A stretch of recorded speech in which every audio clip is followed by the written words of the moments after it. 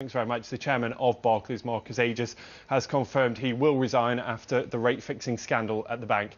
Pressure had been mounting on the management of the bank to quit after it was fined £290 million last week for attempting to manipulate the LIBOR interbank lending rate.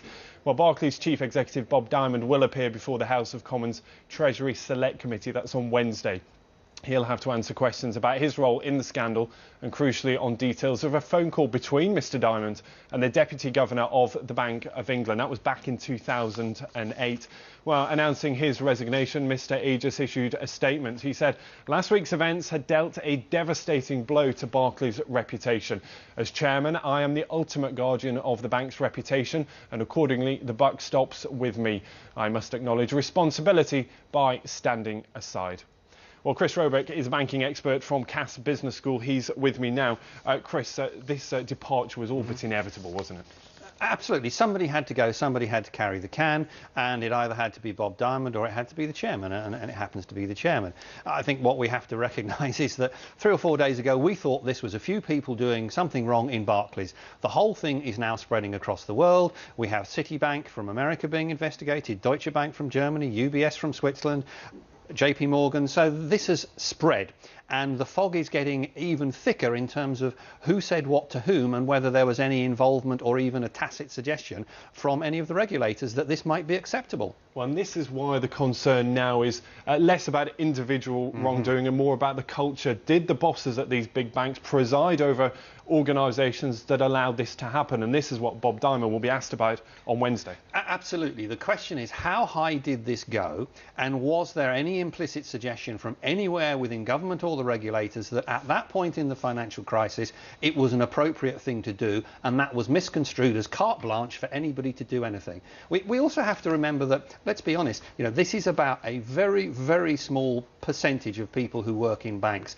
and the rest of the banking industry, maybe hundreds of thousands of people, are working with integrity and professionalism every day. So it's just not dealing with everybody in banking, it's just focusing the searchlight on making those people who have misbehaved change their culture so they stop misbehaving. Now, Barclays, as part of that statement that it put out today about Mr Aegis' departure, saying that it would launch a review, an audit of what went wrong. It would have this zero-tolerance approach to any wrongdoing. Is it a bit late for that? Well, to have a major bank, to be honest, saying they're going to now, from now on, have zero tolerance to wrongdoing does worry you in terms of what's been happening previously. But what has to happen is all the chief executives of all the global banks, not just British banks, need to get a grip of the people in their investment banking divisions who could potentially be doing this sort of stuff. Those in private banking, those dealing with retail customers, genuinely work with those customers with decency, with integrity and with professionalism.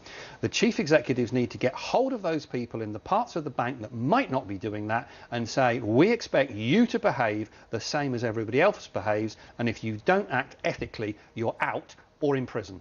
The big question now, though, is whether the departure of Mr Aegis is enough or whether Bob Diamond has to go too.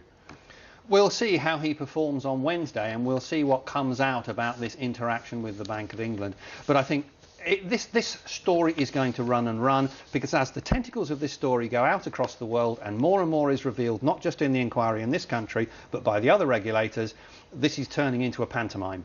OK, Chris Roebuck, as always, thank you for talking us through all of that. Now, one other story that we're watching, and the number of